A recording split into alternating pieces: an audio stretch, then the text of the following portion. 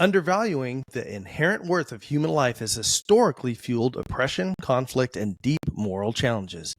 While traditions shape our understanding of existence, dignity, and rights, no ethical system that dismisses the fundamental value of life can truly uphold justice or compassion. Today, we're going to get into this, the worth of existence. That's 100% correct. That's what we're going to be talking about today. It's going to be interesting, man. We're going to have different points of views and why maybe perhaps people see it that way. Very touchy subject. Yeah. Let's get into it.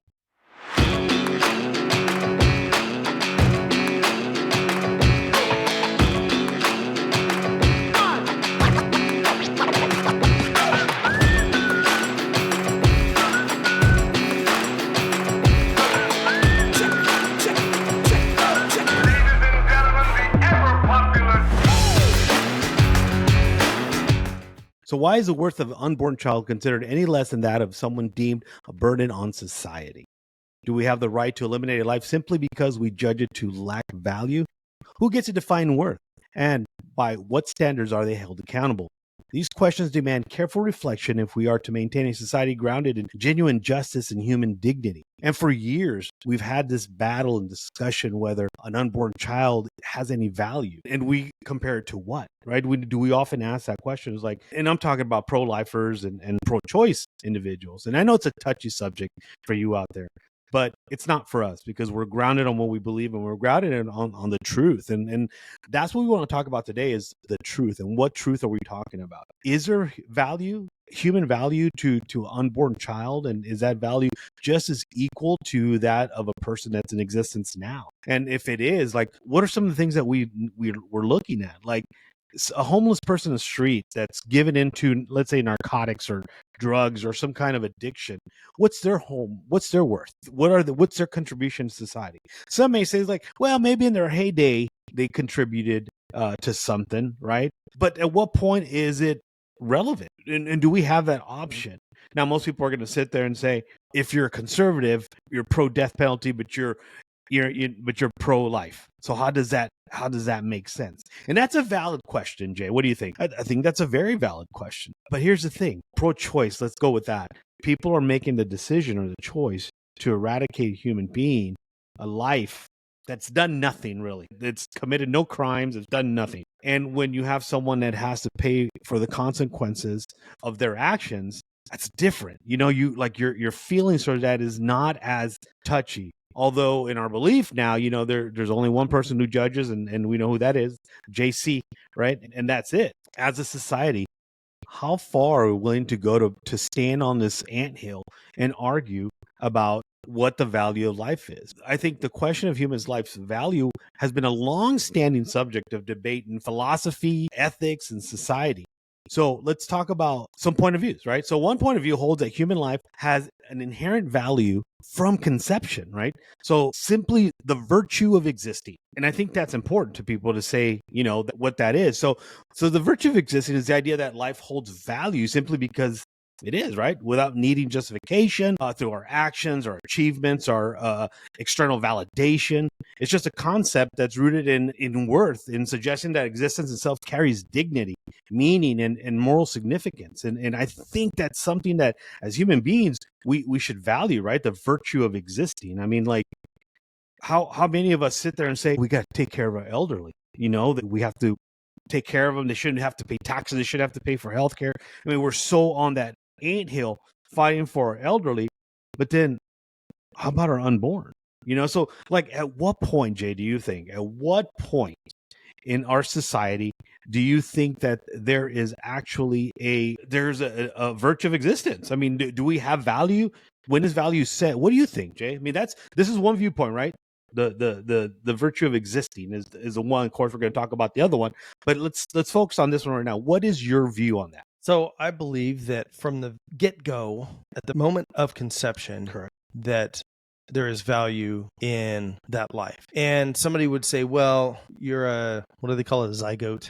Yeah, or these scientific terms that we've put on things. So let's stop with the whole debate of everything. Let's say as soon as the heartbeat is heard, detected, or whatever, we could say that that's life, right? Mm-hmm. Anything before that, for just this example, let's just say we'll agree with the other side and say, hey, okay, we'll pause with you for a minute and say, so can you guys agree from the heartbeat on? So let me say, the zygote that you mentioned, I think that phase only goes up to, I believe, 8 weeks, because after 8 weeks, I think 9 weeks, it becomes a fetus, which That's is correct. basically an offspring, which is a child. Correct. Right? That's So correct. am I correct in that? That's correct. Okay. All right. So we're on the same page. So with that being said, once the heartbeat and it becomes a viable being that is going to exist once it's born, once it's out of its cocoon. So if you think about it, a baby, right, is in an embryonic sac, right, where it has the fluid in there and everything, and it's in there. Because it's inside the mom and we don't lay eggs like egg-laying creatures, that is the egg that's inside the mom at the time. So let me read you a little thing here. Disturbing sea turtle nest or eggs is a crime with serious federal penalties, including fines up to $100,000 and potential jail time. Specifically, the law prohibits taking, harassing, harming, pursuing, hunting, shooting, wounding, killing, trapping, or capturing any marine turtle, turtle nest, and or eggs, or attempting to engage in any such conduct, according to the Sea Turtle Preservation Society. They have their own preservation society, by the way. This means that even simply disturbing a nest, like digging or stepping on it, can lead to legal consequences. Sea turtles and their nest are protected under the Federal Endangered Species Act of 1973, according to the Gulf Coast media. So the reason I give that story and bring that up is because why would we put $100,000 fine and all kind and possible jail time and everything on sea turtles?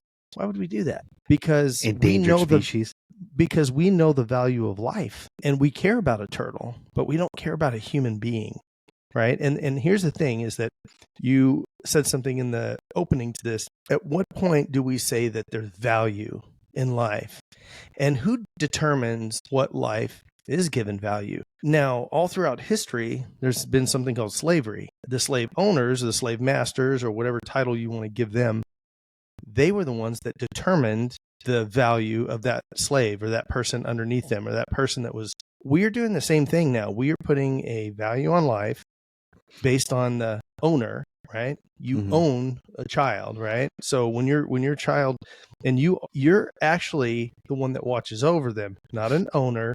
You're their steward, right? You're the one that's to ferry them through the first part of their life, and then they move on. Right. To become independent. Right. Every animal and creature out there needs its parental help to get going. Correct. Because that's one of the big arguments is baby can't survive on its own. So while it can't survive on its own, that's when it's not viable and we should be able to abort it and all that. Well, gosh, a baby that's 2 months old can't survive on its own. If you just leave it to its own wares, it's gonna die because it's not. But even children with disabilities. Children with disabilities, yeah. There's going to be a time where there's not a time when it's safe to say, hey, you can live on your own, depending on a disability. Clearly, there's some, but there's others that they can. They're going to be dependent on that or in search of that stewardship forever, right? Because that's right. So is their value less? No, not at all. And that's the problem with this whole argument. One of the biggest argument that comes with this, right? And we've all heard it. Well, and I am not one to say against women's choice, but one of the key components here, whether it's men or women, is that, well, you did make a choice. You made a choice to do something that created a child, one, out of wedlock, two, out of not love, just lust, right? And all these kind of things. And the sad thing, and I'm going to pull back here for a second for an analogy. When we were younger, if you went out drinking and stuff and partying, you might get in your car, right? Drive down the road or what have you, because you didn't have the number to the taxi service or whatever. Today, wouldn't you say, Joe? I mean, what was it? A few weeks ago here, we went and we took the Waymo? Hell yeah. The self-driving car. And, so Waymo, Uber, phone a friend, right? Everybody walks around with a cell phone or walk. Yeah, anything. The thing is there's no excuse anymore for that. If you go back far enough in time, unprotected sex, was more common because there was less things available for protection. Yeah. Nowadays, there's kind of no excuse anymore, right? Oh, yeah. So, and I'm not saying that accidents aren't going to happen and all this kind of stuff, but we are adults and we know what we're getting ourselves into.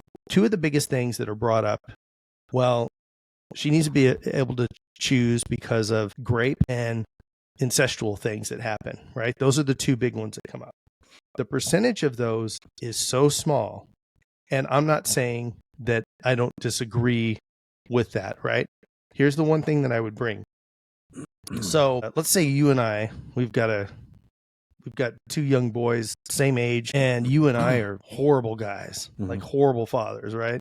And we do all kinds of terrible stuff, from robbing banks to killing people to just worst thing you can think Soprano about. stuff. Right. Yeah. Okay. And we end up going to some country with no extradition laws, right? So we're out of here. We leave the kids behind. The police, FBI, whoever finds our boys and say, well, for the crimes of the father, we're going to go ahead and put you boys to death. Now, how much sense does that make? None at all. None whatsoever. Zero. None. Yeah, but that's what we do with grape abortion. Yeah. You know, we sat there, and because some guy was terrible, we're going to kill the, you know. But here's the thing, and listen, and I understand it on the side of here's my little walk away with that, right? 100%, I don't believe in the A word, right? I don't believe in that happening. However, if your pastor and or your doctor, good doctor, parents, if that young lady's young, you know, too young to, if all of these people in their hearts, minds, and everything, it's because she is in danger for her life or something like that, I don't have any problem with that, right? Because that is something that has to be decided case by case, right? Correct. So here's been my thing for many a year. I don't agree with the act happening, right? However, I also am really into limited government. So I don't think the government should be making 500 different laws for or against it. Here's the thing with it, and this has been brought up many times. A guy's walking down the street and he stabs this woman in the stomach, and he stabs the woman next to her in the stomach. The one is just a female by herself. The other one is a female that happens to be pregnant. One, he gets a single murder charge. The other one, he gets a dual murder charge. And why would that be if that thing that is in there is non-viable, right? Well, in the eyes of the law, that is a viable human being. So that becomes the problem then, is that there's already a law existing. Yeah. If you kill that living being inside of a mother's stomach, that is considered what? Murder. Homicide. Right? Homicide. So that is the thing, is that we don't need a bunch of laws for or against. We already have the laws existing that you're not supposed to murder anybody. And so now the big quandary is that you have the fight back and forth. When is viability? Is it at 2 weeks, 4 weeks? You mentioned 6, 8 weeks, you know, where is that point at? And that's where that line in the sand keeps moving both directions, right? Yeah. Because the pro-lifers, they keep pushing it back as far as they can to conception. And the folks on the other side of the fence, they're pushing it all the way to 9 months if they can, you know, and sometimes afterwards. And here's the thing, Jake, this is something that I've noticed, and this goes back to my childhood of just kind of my brain, how it works, because it's kind of slow sometimes. I know where you went to high school. Yeah, clearly. So when you do something in your life, whether it's an adult life, your adolescent life, or you're as a child, whatever it is, and you do something that's wrong, or that is in society considered wrong, or even looked or frowned upon, let's say, you as an individual don't want to take accountability for that action. So you steer away from it, or you make excuses, right? Yeah. So that's how I see pro-choicers, is they're making excuses when that life begins. Because at this point, really, we're splitting hairs. Does it matter if it's 8 weeks? Does it matter if it's 16? You know, does it matter if it's 4 weeks? The fact that there is a human being developing in the body of a female should be enough. You know what I mean? I get it. There's a conception, and in those weeks prior, the cells are just splitting, bro. They're just splitting, right? They're making the placenta. They're doing all kinds of things that's happening in that time. I get it. All right, and it's a weird shape, right? It's like you don't even see little limbs yet, right? Not till about 8 weeks is when you start seeing right. We start off as a tadpole. Yeah, exactly. We have a tail and everything, right? Yeah, but everything. But so that's where the tailbone comes from. Yeah. Exactly. So, and that's my point. Like, at what point do we say, okay, look, man, we're splitting hairs. Whether we're gonna say 4 weeks or 8 weeks, 16 weeks. That's at the end of the day, that's a human being being developed. That's what's 100%. happening. Where it doesn't matter the period it takes. It doesn't matter. The point is, this is how it begins. So let's go back to, how does human life begin? It begins when that egg is fertilized, right? So that's the conception part, right? And so that's human life already. You might not want to call it that. You might not want to believe that that's what it is, but that's what it is. Right. That's the beginning of life, right? Because things. Now, if it was nothing, like it's dead, and it's like, all right, why are cells splitting? Why is it developing into human form, right? 8 weeks, bro. That's quick too. Thinking about that, right? How does that happen if it's not a living creation? And that's my thing with these pro-choicers, is that you want to not take accountability for your actions, as horrific as they are. So you start making excuses as to the justification of doing it, right? Like, Right. it's not even real. It's just a clump of cells. Well, I don't know if people know this. Like, even you and I right now, we're a clump of cells. We are. You know what I mean? I mean, clearly some of us are a larger clump of cells than others, but still a clump of cells. Takes a few more cells to make that clump. That's more like a blob of cells, man. That ain't a clump. Yeah. But let me tell you something that's kind of scary. Since 2022, there has been a very significant decline in births and general fertility. And let me just tell you something. Since 2007, the number of births have declined by 17%. And the general fertility rate has declined by 21%, Jay. Or as humans, are we in danger? And this is just the U.S., bro. This is just the U.S. that we're talking about. So as a society, are we in danger? I feel like we are. No, I feel like we need to start looking at things a little bit differently and know, like, well, what's happening? Why is it dropping so much? And I think it's because of points like this, the ones that we're talking about the virtues of existing. Like, people are not taking it seriously anymore. So that brings me into the other perspective, right? So another one says they suggest that value is earned, right, or developed through life experiences, like personal relationships and contributions to society. But either way, value can be shaped in countless ways, right? So as humans, we create meaning through relationships, contributions, personal growth, integrity. Some philosophies argue that value is earned by how we impact others, how I impact your life, or vice versa, whether through kindness or wisdom or action. And others suggest it's developed internally through self-awareness and through the pursuit of virtue. Societies often define value based on accomplishments and reputations and adherence to moral principles. But does that truly capture, like, the essence of what makes a life meaningful? Like, does it? Let's say you suck at relationships and you bring nothing to the table for society other than to yourself, and you make people feel miserable. Does your value drop as a human being? No. Based on that, on their thought, right, of these pro-choicers, based on their mentality, does human value drop because you don't contribute to society, because you're horrible at relationships, because you're a user and abuser, because you demoralize people because you're an a-hole? Does your value as a human being drop? So I don't understand. What's the argument? Right. Do you understand what I'm saying? Like, how does one have value and one does not, when one has not even given the opportunity to show the value or its worth? Well, right? here's the other thing too with that, is that, we give a pass to people in society that have, say, mental things or physical disabilities, limitations. Right. And we understand that. We're like, listen, they can't help it, right? That they can't do certain things or learn languages, or, shoot, I have a hard enough time with language myself. So I barely speak English. So we understand that, and it doesn't make any sense that we're going to make exceptions and say, hey, this is something that's, we're not going to give any pass to whatsoever.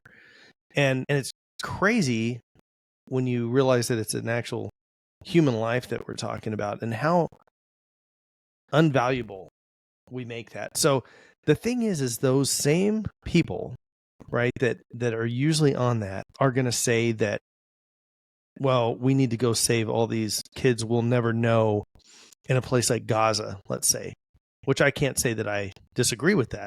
I Right. think, that's horrific, all the stuff that's going over there. And in all the other places in the world that we have, Agree. Wars and everything, Ukraine, Russia, everywhere, anywhere that kids or innocent people in general are being hurt or killed, right? Correct. We shouldn't wish that upon anybody.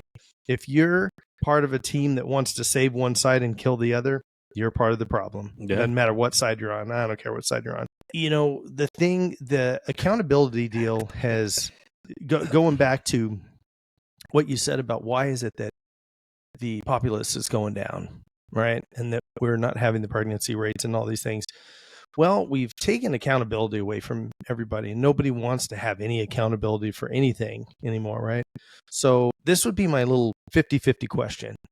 So regardless of how you believe, right? If you're atheist or Christian, if you believe in the transgender movement or you don't believe in it, doesn't matter how you believe. It takes one woman and it takes one man, right, to make a baby, right? That's what the new pope said. That's what the hail new pope. So men, once that little spark happens, right? Oh, and that's a little here. Let me find this really quick. Give me just a second here. At the moment of fertilization, a flash of light can be observed, often referred to as a zinc spark. This occurs when the sperm enters the egg and triggers a release of zinc. The intensity of the flash can indicate the health and viability of the fertilized egg. Yeah. So, poof, when that happens, you now have a man and a woman that are now going to be a mom and a dad eventually. Yeah. Now, what route that takes down the road, that's kind of what we're discussing today. So my thing on this is that men, regardless, have to take accountability for pregnancy, whether it's wanted or not, right?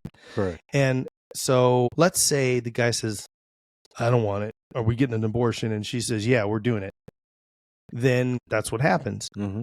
If he says, I don't want it, you need to get an abortion, she goes, no, I'm keeping it. Now what happens to him? He's responsible for the next 18 years. Correct. Right? And rightfully so. I'm not disagreeing with that portion of it at all.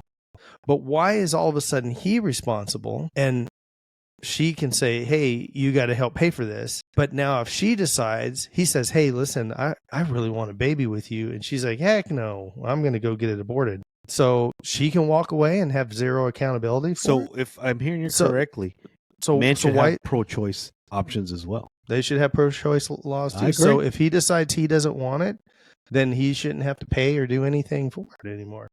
Now, I say that as an equal opportunity employer, right? However, I don't believe that. I think he should be responsible for it. But that is just an analogy to show you how things need to be really looked at a little bit deeper. Just like going back to the whole murder thing, we already have these laws on the books. And if we all agree that taking a life is taking a life, it doesn't matter, right? So there was a big thing about, what was his name back in the day? Dr. Kevorkian, remember? Oh, yeah. The self-help doctor. The self-help doctor. See, there you go. That was self-help. That was, whatever, medical intervention. I don't know what the term was for that exactly, but they didn't want him doing that. I think it was assisted life termination or something like that. Oh, yeah. We can't even say the one word. Yeah, assisted self-termination. Yeah. But here's the thing, Jay, and I'm listening to what you're saying, and I love what you're saying, and you make valid points. But for example, and you brought this up earlier, I get drunk. I'm drunk, right? I had a cigar or two or three, right? And you're sober, and we're at the bar, and we're like, let's go. And I'm telling you, bro, I'm good to drive. Let's go. And you're like, yeah, you're good, man. And then all of a sudden, I'm like, well, you know what? I don't feel like I'm good. I'm good, right? And I make that decision. I make that decision of wanting to drive home intoxicated. On the way home, we get into an accident, and I hurt somebody. Should I be held accountable for that decision? Absolutely. So when I started drinking, did I know what could possibly have happened? Absolutely. I mean, getting drunk, right? I knew we are adults. We have that choice. So I knew I was going to get drunk. I knew I was drinking alcohol. So even one shot or one drink is enough to, especially in our state, to be considered drinking under the influence or driving under the influence, correct? Yep. Because of zero tolerance. Mm-hmm. Even though they say it's 0.08, it's still zero tolerance. And that's in a lot of states, right? So I already, in my mind, I'm already knowing that there's a risk of me getting a DUI because I'm taking these drinks. I already know it. But do I continue doing it? Yes, right? Because I take the risk. I'm going to take the risk. 2 drinks, I'll be good. I could drive. 2 turns to 3, 3 turns to 6. Before you know it, I'm toasted. But I make that decision. I'm just like, you know what? I know I shouldn't be driving, but I'm going to do it. Should I be held accountable? You already said, yes, I should be. Right? It should be. Now imagine this if they said, well, guys are a little bit bigger typically and they can handle their alcohol a little bit better. We're going to let the guys slide a little bit, and have a law that favors them, that they can slide. Women, you're going to have to pay for that every single time. If you're drunk and you get caught, you're getting your license taken away, you're going to spend some time in jail. Guys, we'll let you kind of decide on that. But how does that sound? Sounds stupid. Stupid, not fair at all. Not fair at all, yeah. And the accountability thing, again, the more you take accountability away from people, think about young children, right? You have some grow up in a household where they are told what to do and all this. We had a show not too long ago where you talked about you wouldn't let your kids go spend the night at other people's houses, right? With those, because you didn't know how those parents were. Correct. And those kids are unruly and they're talking back to their parents and all that kind of stuff, right? And that's not what you allow. The thing is that you hold yours accountable and they don't hold theirs accountable, right? Correct. So there's all kinds of folks out there floating around in the world that have zero self-accountability, and they have grown up without that. And that's where a lot of the problems of our world are, man, is that kids' butts haven't seen the, 2 sides of a belt. No, you're right. And going back to my point, though, is, again, regardless of my intent, right, regardless of my belief that I got this under control, I still doing something I should have been doing. If I get into an accident, I have to be held accountable. I should be held responsible for my actions that I willingly took that risk. So going back to getting pregnant, if you're going to have sex, right, you have zero protection, or you think you're good at the pullout game, then just know he went there. Just, damn well, men think that we got this great pullout game until they get pregnant. Anyway, so even if you don't know what that is, put questions in the comments below. What's a pullout game? Well, y'all know. Anyway, if you think you got a great pullout game, you're not using contraceptives, you're whatever it is, you're intoxicated, whatever the case is, there is no excuse, zero excuse to not hold yourself accountable for those actions. And what I mean by that is, yes, it might have been great. It had a good relationship. It felt good, right? But the outcome is you pregnant. So live with the consequence of your actions. That's the thing. Hold yourself accountable. So you know what, man? I want to say it was a mistake on my end of not using protection or relying on Joe Schmo and his pullout game. But the fact is, it failed. So now I have to take accountability of this miracle of a child, right? And you have to take that responsibility. Now, I know you mentioned earlier about, other events that could result in being pregnant, and I get it. That's horrible. And then I think that those people should be prosecuted to the full extent of the law. Yep. And I think those people should be made transgender, right? Chop it up, chop the pee off, give them absolutely, give them the hormones, everything, right? And 100%, there should be consequences for their actions. However, agreed that just as much as you're a victim, that child is as well, right? But it still has the right to live, right? And I was watching this girl the other day, and she was talking about pro-life, and she made this great point, and her child is a miracle, and she had the child with her, and she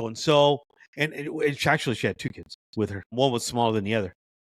And then she mentioned at the end of this conversation, she asked the person that she was talking to, "Can you see the difference in my children?" And she goes, "Well, one's got different hair or whatnot. One was a victim of an assault, of an SA. And the other one was clearly a planned one. But this mother loved them both. They're both beautiful children. And you know what? She was saying that the first one was the one that was the result of SA, a very intelligent child, doing great in school and blah, blah, blah. Who knows what his potential could be? Yeah, you know what absolutely. I mean? And then I saw another one where the guy was talking. This guy was an adult. He was in his 30s. I saw that one. He goes, "Could you imagine if my mom would have chose not to have me?" He goes, "But instead, look at me. contributed to society, great person, wasn't a monster, didn't follow the traces of his the person that contributed the DNA.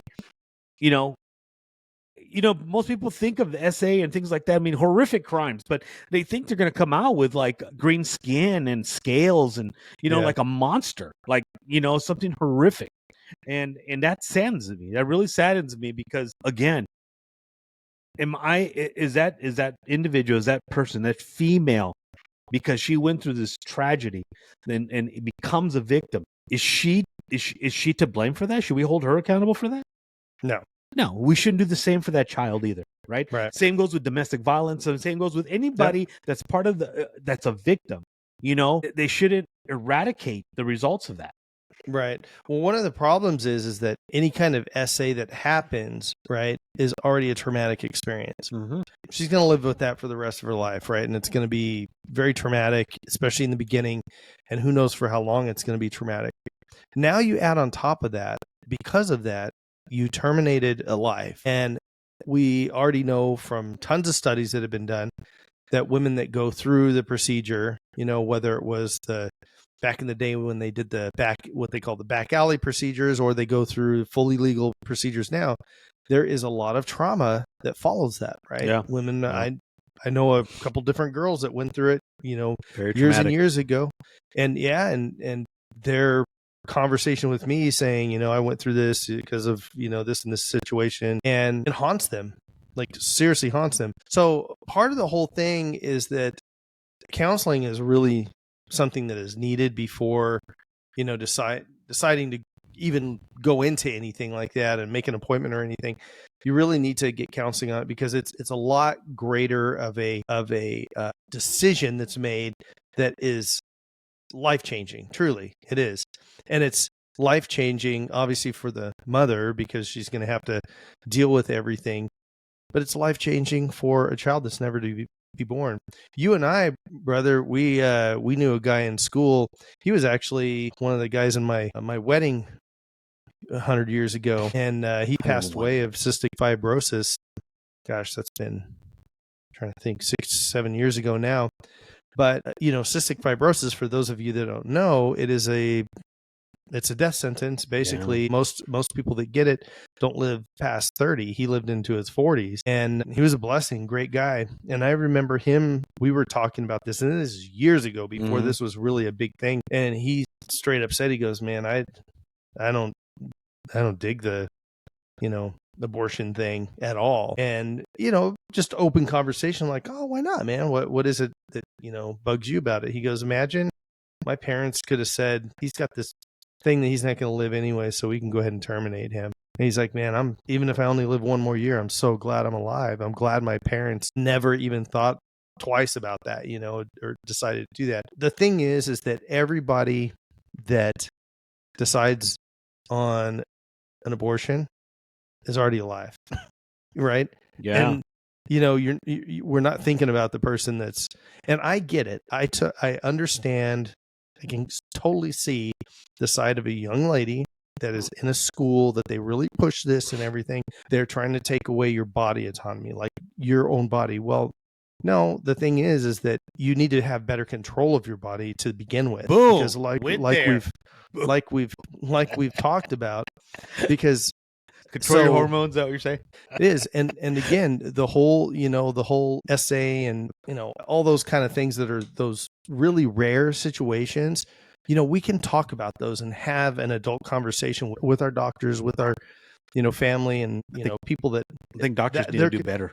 There can be a conversation with all of that. When it comes to being careless in sexual activities, which we shouldn't be doing in the first place, and listen, we know, right? Joe and I are sitting here. We're trying to be better people. We weren't. We weren't Snow White all of our lives. We still aren't. We'll never will be. But we're trying. Never will be. Yeah, we're trying to be. And the thing is making those baby steps, those better decisions. And this is something that's really crucial. You were talking about us having drinks and stuff like that, and then deciding to get on the road and drive. When like there's a point that for people that are out there that don't drink, this may not make any sense to you, but you can have, a drink or two, and depends on if you're a wine person or beer person or hard alcohol person. When you go, oof, I'm starting to feel different than I did when I walked in the door, right? If you're out drinking. Mm-hmm. This doesn't really go for if you're drinking in the house because you're already home. But if you're at a restaurant or a bar or something like that, club, whatever it is, whatever your poison is, at that point, and you should go, I'm probably going to stop because I gotta work tomorrow, or, I got to drive all the way home, or whatever it is. And darn well that you need to stop. That's the same thing when it comes to sexual relations, is that we know where it's going to lead, and we know the potential consequences of what we're going to do. And the thing is that, it's like, well, it's not fair that guys can be careless and women can't because they have it and all this. And it's like, well, here's one of the things that I always want to caution folks on is, we seem to, so the pregnancy thing is a big debate, right? Because it's become a political statement. There's things called venereal diseases that are out there still to this day. And there's some pretty rough ones too that you don't want to get. And, that's something that using protection or abstaining or not hooking up with the town hooker. Bro, you're going too far now. Too far. Everyone needs love. Everyone needs love. Well, I mean, and I wasn't talking about just one sex. It's on both sides of the fence, man. There's dudes and women out there that are just body count broke the mileage counter. So anyhow, yeah, there's a lot in this one conversation that, can't be solved. One episode that we have here. Yeah. But the thing that I would say is that have a personal accountability for everything. If you're fat, I'm not at my fighting weight anymore. We're right? Going there. Yeah. We're going to go into this conversation, brother. How this turned. Yeah. So if somebody's skinny and they're looking at somebody that's a little heavy, and that skinny person's at the gym every day and doing, eating right and everything, do you really think that they look at somebody that's bigger and go, oh, they can't help themselves? No, they know you can. You have to have self-accountability and control over stuff. Yeah, correct. And this goes for everything. Going out drinking, getting into sketchy situations and stuff like that. We all have enough of, and this would be my last point to it. We can decide all of these things, right? Because we have the mental faculties to say, I'm going to do this. I'm not going to do this. I'm going to be in this situation. I'm going to stay away from that situation. The unborn don't have any of those choices. They can't make the choices for you. And you have to be the one that steps up to the plate and says, you know what? I'm going to be better than I was last time, or I'm going to be more cautious, or understand that this can affect not only my life, but a potential life in the future. And whether you end up, terminating or going forward with it, either way, another life has been affected. So just remember that. Guys, human value isn't merely transactional or defined by achievements, contributions, or relationships. It runs far deeper than what a person does or how they connect with others. Human value is not arbitrary in any way. So whether you believe in God or the Big Bang, the undeniable reality is that a human is a complex, conscious being, capable of thought, emotion, and moral understanding. But even that definition only begins to capture the depth of what it means to be human. From a biblical perspective, every person is created in the image of God. Genesis 1:27, which imparts inherent dignity and worth to every human life. Psalms 139 describes how each person is fearfully, wonderfully made, known by God even in the womb. These truths affirm that human value is not based on status, ability, or utility, but on the divine imprint placed within each individual. So whether you're talking about an unborn child or someone already living in society, that value does not change. One life is not more disposable than the other. The worth of a person is constant, rooted not in circumstance or perception, but in the very existence as a human being. So remember, folks, love one another, and even those that don't have the ability to do so. Well, this was a deep episode for us, and we hope you guys got something out of it. I'm sure there's going to be some comments in the... Bring it on. Bring it on. Yeah. I stand by what I say. Yep, me too. Me too, 100%. Everyone, make sure you take care of one another. Remember, do better, be better. And as always, God bless America. We'll see you guys next week. Have a great weekend. See you next Tuesday.